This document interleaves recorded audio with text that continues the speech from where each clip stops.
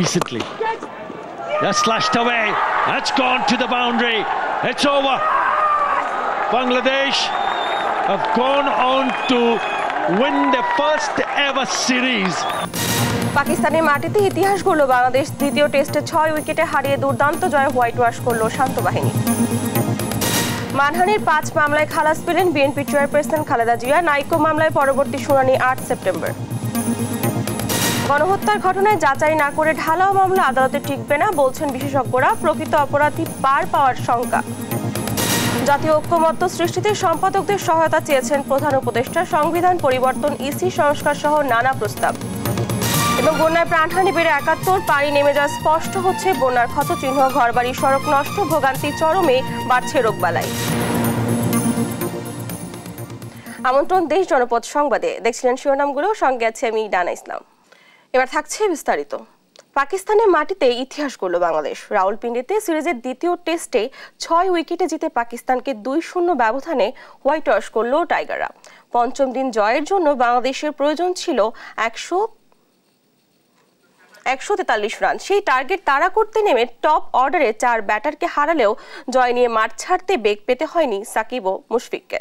6 উইকেটে 6 নিয়ে নতুন ইতিহাসের জয় সূচন করে মাঠ ছাড়ে বাংলাদেশ। তামিমুর রহমানের ম্যাচ রিপোর্টে বিস্তারিত। রাওয়ালপিন্ডি টেস্টের শেষ দিনে ওয়াসিম আকরাম, ইমরান খান, সাইদ আনোয়ারদের ঘরের মাটিতেই তাদের উত্তরসূরিদের হোয়াইট ওয়াশ করতে বাংলাদেশের প্রয়োজন ছিল মাত্র 143 রান। হাতে 10 উইকেট আর পুরো 3টা সেশন, আর সঙ্গে মাথার উপর বেরসিক বৃষ্টিতে ম্যাচ ভেস্তে যাবার পূর্বাভাস। আগের দিন ঝড়ো 32 রান তুলে অপরাজিত থাকা জাকির হাসান এদিন যোগ করতে পেরেছিলেন নিজের রানের সঙ্গে মাত্র 8 রান। তামিমুর রহমান, স্পোর্টস ডেস্ক, দেশ টিভি। এই আলোচনা নিয়ে আমাদের সঙ্গে এই মুহূর্তে যুক্ত হচ্ছেন বাংলাদেশের সাবেক জাতীয় দলের ক্রিকেটার ইশতিয়াক আহমেদ। অবিশ্বাস্য এক টেস্ট সিরিজ জয় পেল বাংলাদেশ। এই জয়ের পেছনে মূল শক্তি হিসেবে কি দেখছেন আপনি? না, আমার মনে হয় টিম ওয়ার্ক, টিম কম্বিনেশন। প্রত্যেকটা ডিপার্টমেন্ট আমরা দেখেছি খুবই প্রফেশনাল নৈপুণ্য দেখেছে। ব্যাটিং বলেন, বোলিং বলেন, ফিল্ডিং বলেন। ফিল্ডিং আর একটু ইমপ্রুভমেন্টের একটু জায়গা রয়েছে। আমি মনে করি যে বোলিং ওভারঅল ফাস্ট বোলারদের অবশ্যই একটা বিশাল ভূমিকা ছিল। আমার মনে হয় বাংলাদেশের জয়লাভের পিছনে এই ধরনের একটা বোলিং অ্যাটাক, এত কার্যকরী, এত পোটেন্ট একটা ফাস্ট বোলিং অ্যাটাক আমার মনে হয় আমরা আগে বিগত দিনগুলোতে দেখিনি। যে কয়জন ইনফ্যাক্ট পুরা সিরিজ, শরীফুল থেকে শুরু করে আমরা তাসকিনকেও দেখেছি। আজকে তো গতকালকে অসাধারণ বোলিং দেখেছি নাহিদ রানা এবং হাসান মাহমুদের। সুতরাং এবং একটা ফাস্ট বোলিং ব্যাটটি, একটা ফাস্ট বোলিং কম্বিনেশন ঠিক যেরকম হওয়া উচিত, আমার মনে হয় ঠিক এরা দেখিয়েছে আমাদের তরুণ ফাস্ট বোলাররা যে তারা বাংলাদেশের জন্য আরো কতদিন, বাংলাদেশে কতদিন আরো সার্ভিস পাবে বোঝাই যাচ্ছে।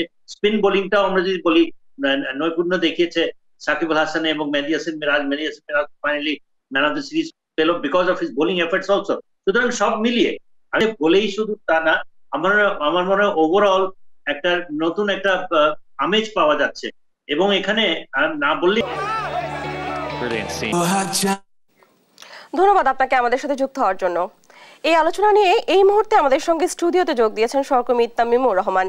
তামিমুর, আপনাকে স্বাগত জানাচ্ছি আমাদের স্টুডিওতে। পাকিস্তানের বিপক্ষে অবিশ্বাস্য এক টেস্ট সিরিজে জয় পেল বাংলাদেশ। এ নিয়ে আপনার কেমন ভাবে দেখছেন এই জয়কে? আপনি যদি ওপিনিয়ন জানতে চান তো আমি বলবো, ইশতিয়াক ভাই যেটা দিয়ে শেষ করলো একেবারে বলতে চাই যে Najmul Hossain Shanto throughout the test series পাকিস্তানের যত সাবেক ক্রিকেটার যারা ছিলেন সবাই এক কথায় শান্তর ক্যাপ্টেন্সির ভূয়সী প্রশংসা করেছে। কিন্তু অন দ্য আদার হ্যান্ড ওদের যে ক্যাপ্টেন ছিল পাকিস্তানের, তাকে নিয়েও কিন্তু বলেছে যদি ক্যাপ্টেন্সি শিখতে চাও নাজমুল হাসান শান্তর সঙ্গে কথা বলো, he will teach you something regarding your captaincy. And the other thing, উনি বললো টিম ওয়ার্কের কথা, যেটা বললো শান্ত থ্রু আউট দ্য সিরিজে কিন্তু ব্যাট হাতে রান পান নাই। সঙ্গে যদি টপ অর্ডার ব্যাটসম্যানদের কথা বলি, মুশফিকুর রহিম 191 রান করেছেন একটা ইনিংসে, ডাবল সেঞ্চুরি মিস করেছেন। কিন্তু পুরো সিরিজের কথা যদি বলি 4টে ইনিংসে কিন্তু তার রান মাত্র 193 রান। তার মানে হচ্ছে কি সে থ্রু আউট দ্য সিরিজে খুব একটা ভালো করতে পারেনি। বাট অন দ্য আখর বাকৃতির টিম ছিল, খুব একটা স্ট্রং টিম ছিল না সেই সময়।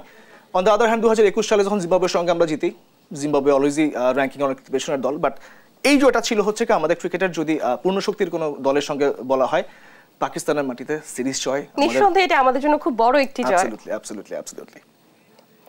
বাংলাদেশের জন্য এটি তো একটা ইতিহাস।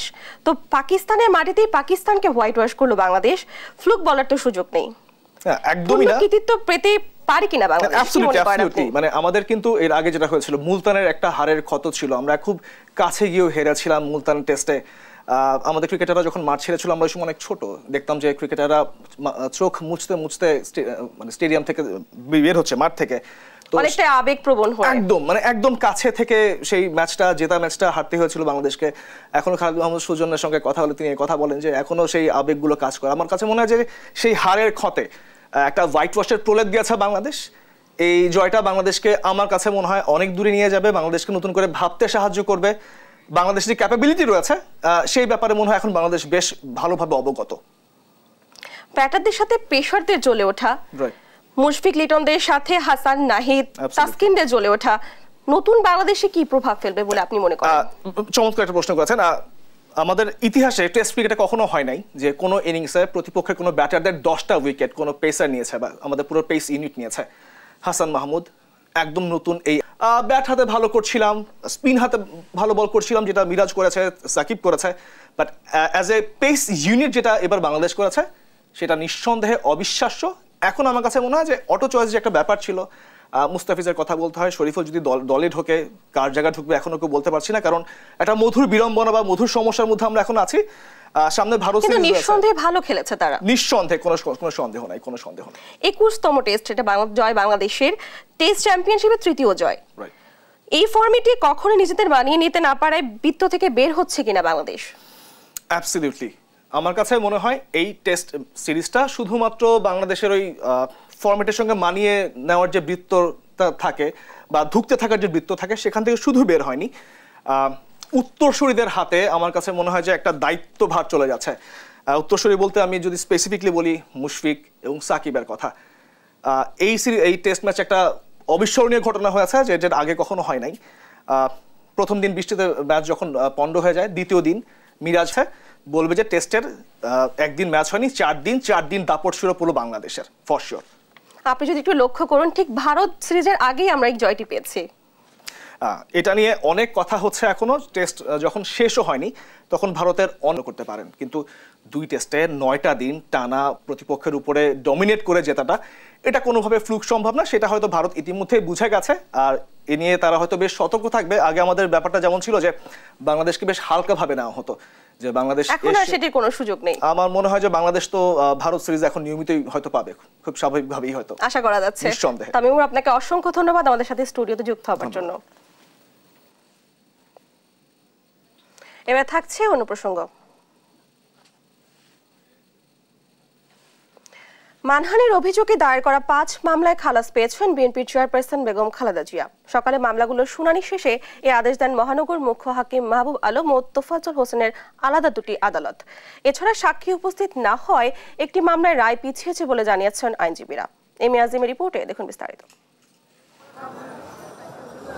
জন্মদিন পালন ও মুক্তিযোদ্ধাদের কটূক্তির অভিযোগে করা 2টি মামলা এবং মানহানির অভিযোগে করা 3টি মামলায় খালেদা জিয়ার খালাস চেয়ে আবেদন করেন তার আইনজীবীরা।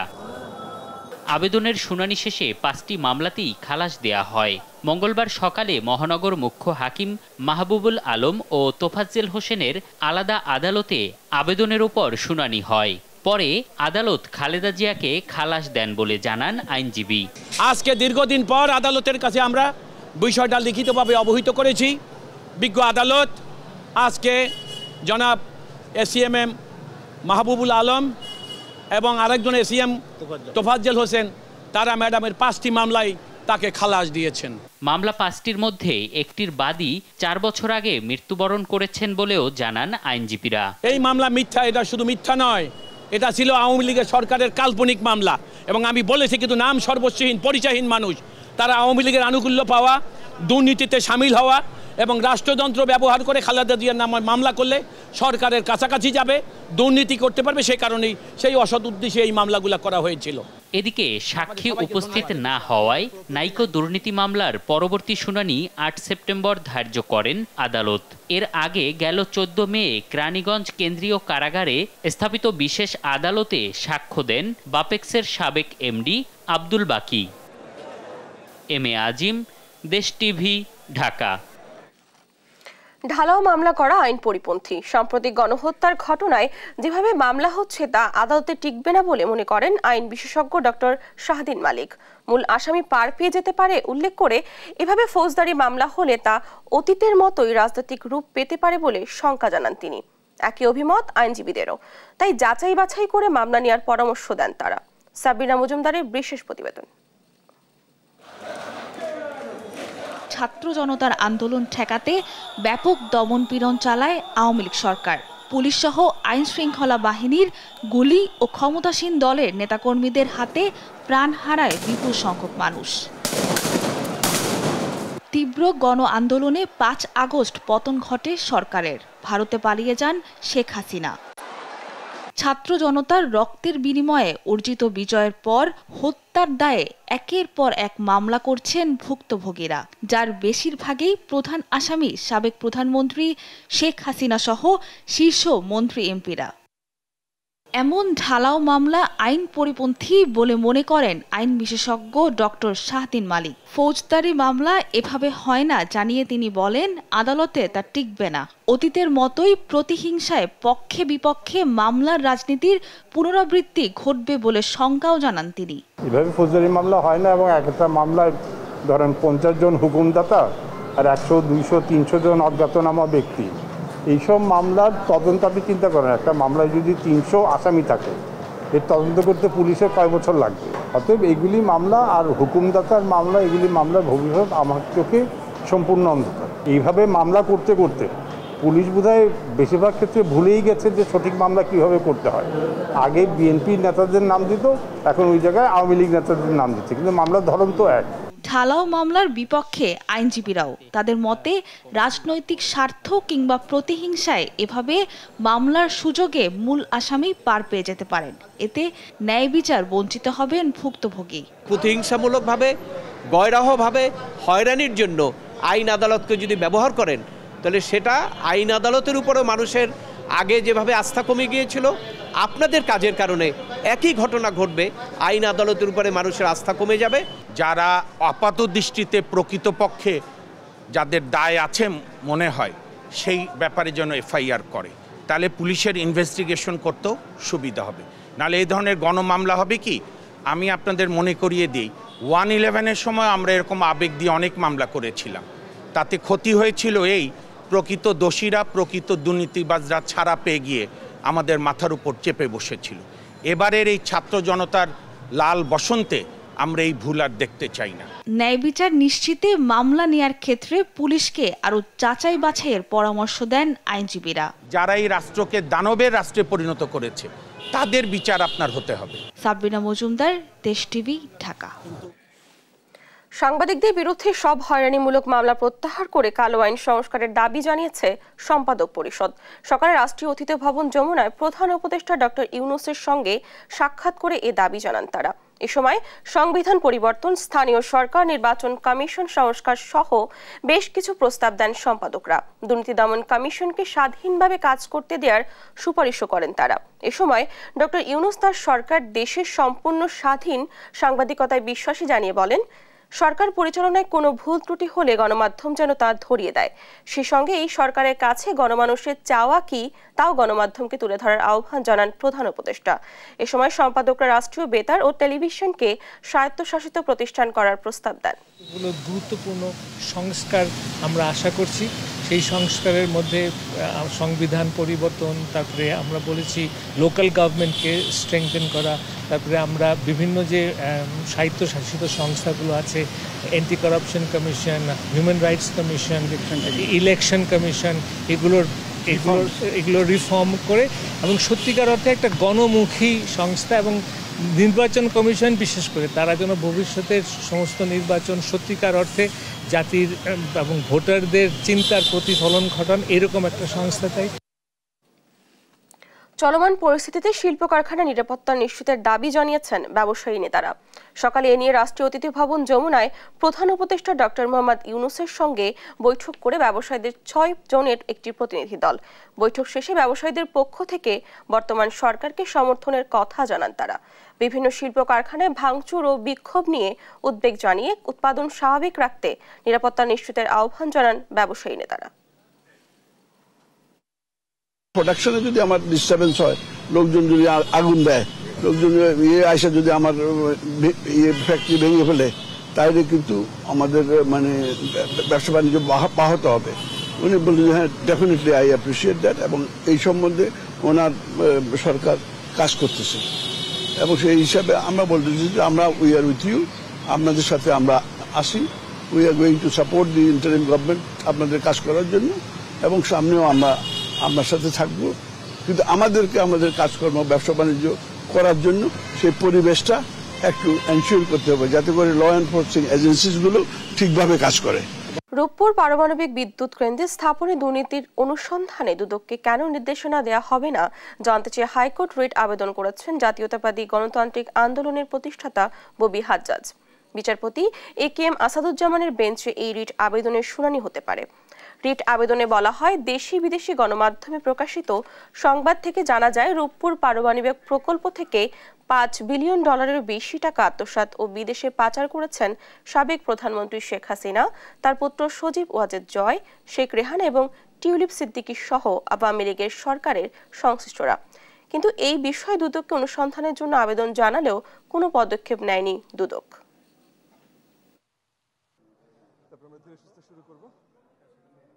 হাইকোর্টের শরণাপন্ন হয়েছে দুটো ইউনিটের পাওয়ার প্ল্যান্ট 1200-2400 মেগাওয়াটের, সেটার কস্ট তারা দেখিয়েছেন অলমোস্ট $13 বিলিয়ন। একই ধরনের দুটো ইউনিট কুন্দাকুলম ইন্ডিয়াতে এই একই রোস্টারম কোম্পানিটাই তারাই স্থাপন করেছেন, সেটার তাদের পুরো খরচ হয়েছিল $6.5 বিলিয়ন। সো তাহলে এখানে আমরা দেখছি যে অলমোস্ট ডাবল খরচ বাংলাদেশে তারা দেখিয়েছেন।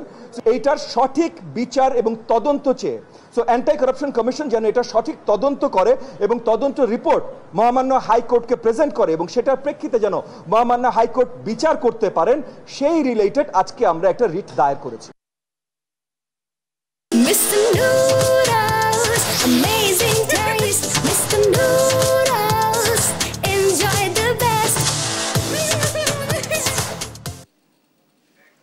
দেখছেন দেশ জনপদ সংবাদ।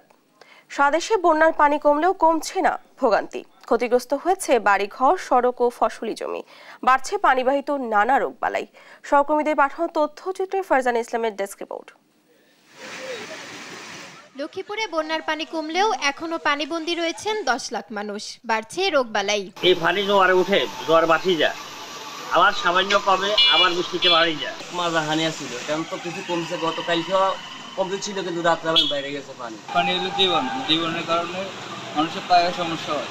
মৌলভীবাজারে বন্যা পরিস্থিতির উন্নতি হলেও কমেনি ভোগান্তি। মনু, ধলাই ও ফানাই নদীর 20টি স্থানে 726 বর্গ কিলোমিটার এলাকা প্লাবিত হয়ে ক্ষতিগ্রস্ত হয়েছে ঘরবাড়ি, রাস্তাঘাট, মৎস্য খামার ও কৃষিক্ষেত। পরপর 3 বার বন্যা হওয়ার কারণে যেটা হয়েছে, এই জেলার আসলে খুব বেশি ক্ষতিগ্রস্ত হয়েছে। তবে আমরা খুব দ্রুত রিহ্যাবিলিটেশনের কাজটা করব, যদি আমরা বরাদ্দ পেয়ে যাই। আশা করছি খুব দ্রুত বরাদ্দ পাওয়া যাবে। বন্যার প্রভাব পড়েছে নোয়াখালীর বাজারগুলোতেও। দিন দিন বাড়ছে নিত্যপণ্যের দাম। অস্থিতিশীল হয়ে উঠছে মাছ ও সবজির বাজার। সংকটে পড়েছে নিম্নবিত্ত ও মধ্যবিত্তরা। বাজারে এসে দেখতে পাচ্ছি যে মাছের দাম বাড়তে, আমাদের পেঁয়াজের দাম বাড়তি, বিভিন্ন দ্রব্য সামগ্রীর দাম বেড়ে গেছে। মাছের দাম অনেক বাড়তি, বড় ছোট সব মাছও অনেক দাম, যা আমাদের কেনার নাগালের বাইরে। বন্যার কারণে মাছ আসতে পারতেছে না, আর সাতক্ষীরা মাছ এখন বদ্ধ আপাতত, এই কারণে মাছের দাম একটু বাড়তি। বন্যায় প্লাবিত হয়েছে কুমিল্লার 14 উপজেলা। পানি কমে স্পষ্ট হচ্ছে ক্ষতচিহ্ন। ছড়িয়ে পড়েছে পানিবাহিত রোগের প্রাদুর্ভাব। এই অঞ্চলের মানুষগুলো পানিবন্দী অবস্থায় আছে, বিভিন্ন জায়গায় আশ্রয়কেন্দ্রে অবস্থান করছে। বিভিন্ন উপজেলাতে প্রায় 10 লক্ষের মতো পানি বিশুদ্ধকরণ ট্যাবলেট বিতরণ করেছি। প্রায় 1000-এর উপরে হাইজিন কিট বক্স এবং 2000-এর কাছাকাছি জেরিকেন বিতরণ করা হয়েছে। এদিকে ভারতের উজান থেকে নেমে আসা পাহাড়ি ঢলের স্রোতে ছোট ফেনী নদীর উপর নির্মিত ব্রিজের একটি অংশ ভেঙে গেছে। ফেনী ও নোয়াখালী জেলার একমাত্র সংযোগ সড়ক হওয়ায় ছোট বড় সব ধরনের যান চলাচল বন্ধ রয়েছে। এতে চরম ভোগান্তি পোহাচ্ছে 2 জেলার হাজার হাজার মানুষ। ফারজানা ইসলাম, নিউজ ডেস্ক, দেশ টিভি। নামছে বন্যার পানি, দৃশ্যমান হচ্ছে ক্ষয়ক্ষতির চিহ্ন, বেড়েছে সাপ ও রোগবালাইয়ের উপদ্রব। এ নিয়ে আলোচনাতে লক্ষ্মীপুর থেকে সহকর্মী সাইফুল ইসলাম স্বপন ও নোয়াখালী থেকে যুক্ত হচ্ছেন সহকর্মী মাওলা সুজন। প্রথমে যাচ্ছি স্বপনের কাছে। স্বপন, বন্যার ক্ষয়ক্ষতির সার্বিক চিত্র আমাদেরকে জানাবেন। ডানা, আপনি যেমনটি বলছিলেন যে লক্ষ্মীপুরের বন্যা যে পরিমাণ ক্ষয়ক্ষতি হয়েছে, লক্ষ্মীপুরে এই 14 দিনের বন্যায় প্রায় 14 লক্ষ লোক পানির বন্দী ছিল। এছাড়া যে লক্ষ্মীপুরে যে প্রায় 20 থেকে 25,000 মানুষ বন্যায় 25,000 মানুষের ঘরবাড়ি বিধ্বস্ত হয়েছে। এছাড়া প্রায় গবাদি পশু প্রায় 5 কোটি টাকা গবাদি পশু ক্ষতি হয়েছে। এছাড়া যে বন্যায় মানুষের ত্রাণ শিবির রয়েছে, সেখানে মানুষজন, স্থানীয় লোকজন ত্রাণ বিতরণ করছে। আমরা এই বিষয়ে একজনের সাথে কথা বলবো। আপনি আমাদেরকে জানাবেন যে আপনার এলাকায় কি পরিমাণ ক্ষয়ক্ষতি হয়েছে এবং কিভাবে আপনারা ত্রাণ দিচ্ছেন। ধন্যবাদ আপনাকে। আপনারা জানেন লক্ষ্মীপুরে যে আলোচিত যে বন্যা, এই বন্যা আমাদের এলাকায় অনেক ক্ষতি সাধন হয়েছে। এখনো মানুষ পানিবন্দির মধ্যে আছে এবং আমাদের এলাকায় গবাদি পশু বলেন, মৎস্য চাষ বলেন এবং পোলট্রি ফার্মের যে পোলট্রি ফার্ম, এদের অনেক ক্ষতি সাধন হয়েছে। এর প্রেক্ষিতে আমাদের এলাকার বিত্তবান যারা আছেন এবং আমাদের লক্ষ্মীপুর জেলার বিএনপির সম্মানিত সভাপতি জনাব আবুল খায়ের ভূঁইয়ার নেতৃত্বে এবং নির্দেশে আমরা এই পর্যন্ত কয়েক দফা আমরা জনগণের মাঝে ত্রাণ সামগ্রী নিয়ে যাচ্ছি এবং আগামী দিনও আমরা ইনশাল্লাহ এই ত্রাণ কাজ অব্যাহত রাখবো। আমাদের নেতা জনাব তারেক রহমান যে নির্দেশনা দিয়েছেন, এই নির্দেশনা অনুযায়ী আমাদের ত্রাণ কাজ ইনশাল্লাহ অব্যাহত থাকবে। ধন্যবাদ আপনাকে। এখানকার একজন স্থানীয় জানাচ্ছেন যে তারা এই যে বন্যা যে ক্ষতিগ্রস্ত হয়েছে, ক্ষতিগ্রস্ত লোকজনের সহায়তায় তা নিয়ে যাচ্ছেন এবং মানুষদেরকে ত্রাণ পৌঁছে দিচ্ছেন। এখনো লক্ষ্মীপুরে প্রায় যে মানুষজন রয়েছে তাদের ত্রাণের প্রয়োজন রয়েছে, শিশু খাদ্যের অভাব রয়েছে এবং মানুষজন শিশুদের ডায়রিয়া আক্রান্ত হচ্ছে।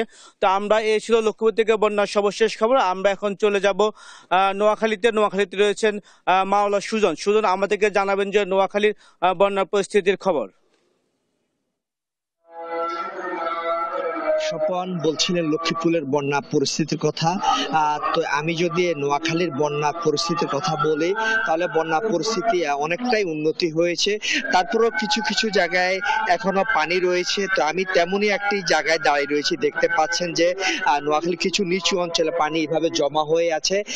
পানি নামছে না, তবে নামলো তার গতি অত্যন্ত ধীর, আস্তে আস্তে করে নামছে। বিশেষ করে জেলা শহরে যেসব অলির গলির পানি রয়েছে সেগুলো খুবই আস্তে আস্তে নামছে। কারণ হিসেবে আসলে যে শহরের যে খালটি পানি প্রবাহিত হওয়ার যে প্রধান খাল, ছাগলমারা খাল, সেটি দখল হওয়ার কারণে এবং অট্টালিকা গড়ার কারণে প্রভাবশালীদের সেগুলো দিয়ে পানি নামছে না।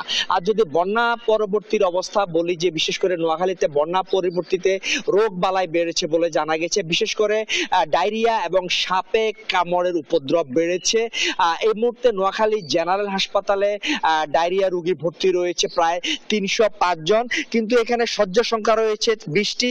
এই 20টি শয্যার বিপরীতে 305 জন রোগী ভর্তি হওয়াতে আসলে যে হাসপাতাল কর্তৃপক্ষ সেবা দিতে হিমশিম কাটছে। একই সাথে রয়েছে হাসপাতালের নার্স, সেবক সেবিকা এবং ডাক্তার সংকট রয়েছে, কিছুটা ওষুধ সংকট কাজ করছে। এছাড়া সাপে কামড়া রোগীর এ পর্যন্ত নোয়াখালী জেনারেল হাসপাতাল থেকে সেবা নিয়েছেন প্রায় 250-এর উপরে সেবা নিয়েছেন বলে হাসপাতাল কর্তৃপক্ষ জানিয়েছে। এছাড়া যদি আরেকটু বলতে চাই যে কৃষি খাতে নোয়াখালীতে 51,000 হেক্টর জমির সম্পূর্ণ পানির তলিয়ে গিয়েছে। তো এতে যে সামনে যে আমন মৌসুম, এটা নিয়ে সংখ্যা রয়েছে। একই সাথে যে মৌসুমী সবজি, সেটা নিয়ে সংখ্যা রয়েছে।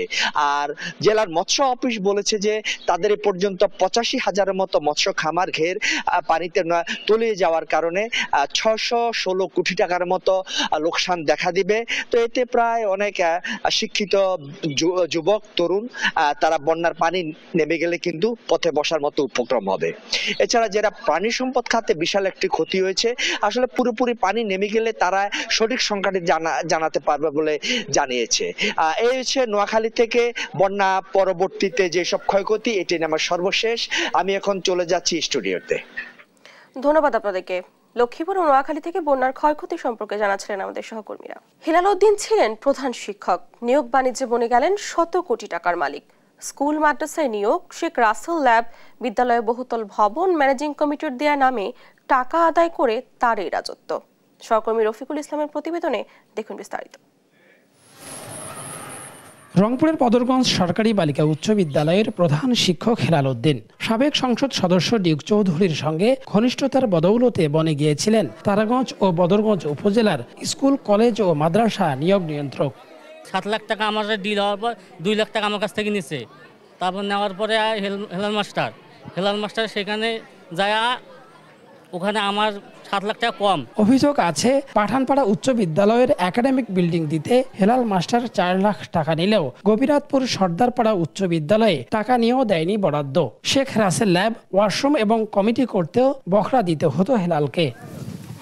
গত 10 বছরে তারাগঞ্জ ও বদরগঞ্জ উপজেলায় অন্তত 150টি প্রতিষ্ঠানে চতুর্থ শ্রেণীর বিভিন্ন পদে 500 জনেরও বেশি নিয়োগ হয়েছে। এছাড়াও একাডেমিক বিল্ডিং হয়েছে 70টি, শেখ রাসেল ল্যাব এবং ওয়াশরুম হয়েছে শতাধিক। স্থানীয়রা বলছেন হেলাল মাস্টার সিন্ডিকেট এসব নিয়োগ ও স্থাপনা উন্নয়ন বরাদ্দ থেকে হাতিয়েছে শত কোটি টাকার উপরে।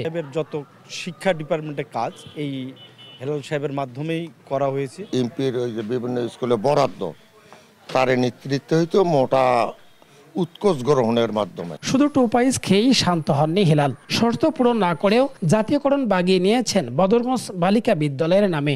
স্কুলের নাম ভাঙিয়ে জমি দখলের অভিযোগও আছে। বিদ্যালয়ে অখণ্ড জমির পরিমাণ 1 একর 25 শতকের উপরে দরকার, কিন্তু তার শুধু 25 শতকও নাই।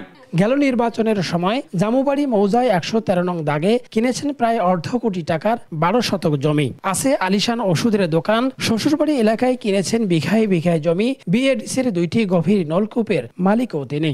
সর্বোচ্চ বেতন পায় কত? 28-30 হাজার। তার চলাফেরা তো মন্ত্রীর মতো স্টাইল। স্কুল বা প্রতিষ্ঠানে নতুন নতুন করে বিল্ডিং হয়েছে, সেই বিল্ডিংগুলো পর্যন্ত হেলাল স্যারের পারমিশন ছাড়া বা ওনার সাথে লবিং করা ছাড়া এই কোনো প্রতিষ্ঠান এগুলো পায়নি। অবশ্য এসব বিষয়ে জানতে যোগাযোগের চেষ্টা করা হলেও হেলালের কোনো সাড়া মেলেনি। যোগ্যতা না থাকলেও প্রভাব খাটিয়ে 2009 সালে বদরগঞ্জ বালিকা বিদ্যালয়ের প্রধান শিক্ষক হওয়ার অভিযোগও আছে তার বিরুদ্ধে। রফিকুল ইসলাম, দেশ টিভি, রংপুর। পার্শ্ববর্তী দেশ ভারত আর আওয়ামী লীগের যোগসাজশে পরিকল্পিতভাবে বিডিআর হত্যাকাণ্ড সংঘটিত হয়েছে উল্লেখ করে এ ঘটনার সুষ্ঠু বিচারের দাবি জানিয়েছে বিএনপি। মঙ্গলবার গুলশানে বিএনপি চেয়ারপারসনের কার্যালয়ে সংবাদ সম্মেলনে এ কথা বলেন দলের স্থায়ী কমিটির সদস্য অবসরপ্রাপ্ত মেজর হাফিজ উদ্দিন আহমেদ। বিডিআর হত্যাকাণ্ডের প্রকৃত অপরাধীদের মুখোশ উন্মোচনে অন্তর্বর্তী সরকারকে কার্যকর ভূমিকা রাখার আহ্বান জানান তিনি।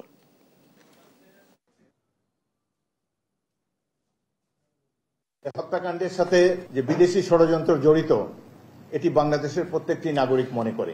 আওয়ামী লীগ সরকারের কর্মকাণ্ডে, এই এত বছরের কর্মকাণ্ডে প্রমাণিত হয়েছে যে এক তো তারা নির্বাচিত জনগণের প্রতিনিধিত্ব নয়, তারা প্রতিবেশী রাষ্ট্রের আজ্ঞাবহ একটি প্রতিষ্ঠান। আমরা আশা করব বর্তমান সরকার নির্মোহভাবে, নিরপেক্ষভাবে এই ঘটনার তদন্ত করবেন এবং পুনর্বিচারের কাজ দ্রুত শুরু করবেন।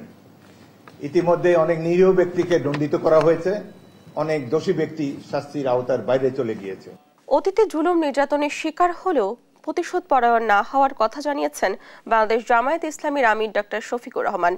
মঙ্গলবার রাজধানী একটি হোটেলে সাংবাদিকদের সাথে মতবিনিময় সভায় অংশ নিয়ে জামায়াত আমির আরও বলেন, দেশ গড়তে অতীতের তিক্ততা ভুলে সবাইকে একসাথে এগিয়ে যেতে হবে। জানান, এতদিন সাংবাদিকদের হাতে অলিখিত হ্যান্ডকাফ পরানো হয়েছিল, এখন সত্য প্রকাশে আর কোনো বাধা নেই। জামায়াত ইসলামী কি করতে চায় তা কাজের মাধ্যমে দেখাতে চায় বলেও জানান জামায়াত আমির। প্রতিশোধের রাজনীতির উপর চান। অনেকে বলেছেন আপনারা মাফ করে দিচ্ছেন কেন, তাহলে যারা পারপিট্রেটর তারা তো তাদের পাওনাটা পেল না। আপনি কোনটা চাচ্ছেন মানুষের জন্য? আপনি কি তার ধ্বংস চাচ্ছেন না তার সংশোধন চাচ্ছেন? যদি ধ্বংস চান তাকে নিয়ে যান যেখানে ইচ্ছা, আপনি টেনে নিয়ে যান। আর তার যদি আপনি সংশোধন চান এবং একটা সংশোধিত হাত হিসাবে তিনিও সমাজে কোনো অবদান রাখুন, সেটা যদি চান তাহলে তাকে সংশোধনের জন্য জায়গাটা তৈরি করে দিতে হবে। আয়নাঘরে বন্দি 8 বছরের প্রতিটি মুহূর্তে ক্রসফায়ার আতঙ্কে ছিলেন সেনাবাহিনীর সাবেক ব্রিগেডিয়ার জেনারেল আব্দুল্লাহিল আমান আজমি। তার দাবি, গুমের ঘটনায় ভারতের এজেন্টরা জড়িত ছিল। বুধবার এক সংবাদ সম্মেলনে আজমি জানান, 7 আগস্ট টাঙ্গাইলের এলেঙ্গা এলাকায় রাস্তার ধারে তাকে ফেলে যাওয়া হয়। এর আগে অন্তত 3 ঘন্টা গাড়ি চালিয়ে তাকে সেখানে নিয়ে যাওয়া হয়। তাকে অবৈধভাবে চাকরিচ্যুত করায় যে ক্ষতি হয়েছে তার ক্ষতিপূরণও চেয়েছেন তিনি। বর্তমান সেনাপ্রধান ক্ষতিপূরণ দিতে আশ্বস্ত করেছেন বলেও জানিয়েছেন ব্রিগেডিয়ার আজমি। বন্ধ করার পর ওটাও কষ্টজনক, কারণ মানে রুমের এত চারিদিকে তো আপনার এক্সস্ট ফ্যান আর জেনারেটরের মতো সাউন্ড আর পানির পাম্পের মধ্যে বিভিন্ন রকমের সাউন্ড, কি এইভাবে কি যেন সাউন্ড তারা তৈরি করে, আজান হলে আরো বেশি সাউন্ড তৈরি করে তারা, যেন আমরা আজান শুনতে না পাই। আমি আপনাকে মুসলমানের বাচ্চা একটা কাফের দেশে তো এরকম অন্যায় করা হয় না বলে আমার মনে হয়। ভারতের মতো দেশ, সেই দেশেও তো আজান শোনা যাচ্ছে মাঝে আমি বিভিন্ন দেশে দেখে এসেছি আজান শোনা যাচ্ছে, আর আপনারা আমাকে আজান শুনতে দেবেন না? আপনার কি মানসিকতা? আপনার কি আল্লাহর ভয় নাই, আখিরাতের ভয় নাই, জাহান্নামের ভয় নাই? বলেন না আমরা নামাজ পড়ি করে? আপনাদের এগুলি অন্তরের কথা না, এগুলি আপনাদের মুখের কথা। এই ছিল এখনকার দেশ জনপদ সংবাদ। পরে বুলেটিন দেখার আমন্ত্রণ রইল। এছাড়া দেশ টিভির সর্বশেষ সব খবর পেতে ভিজিট করুন www.desh.tv। ফেসবুকে আমাদের সঙ্গেই যুক্ত থাকুন দেশ টিভি অথবা দেশ টেলিভিশন পেজে। সর্বশেষ সব ভিডিও পেতে ইউটিউবে আমাদের হ্যান্ডেল @দেশ টেলিভিশন অথবা @দেশ টিভি নিউজ লিখে সার্চ করুন। ধন্যবাদ সবাইকে।